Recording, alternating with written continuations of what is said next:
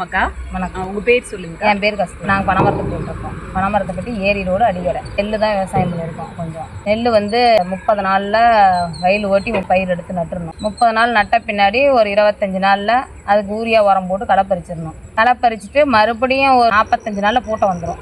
பூட்டை வந்த பின்னாடி மறுபடியும் அதுக்கு உரம் போடணும். உரம் போட்டால் மறுபடியும் அந்த பூட்டை பூராமே எல்லாம் வெளியே வந்துடும். நெல்லை மறுபடியும் 90 நாளையில் நெல் அறுத்துடணும். 90 நாள் பயிர் நெல் இருக்குது.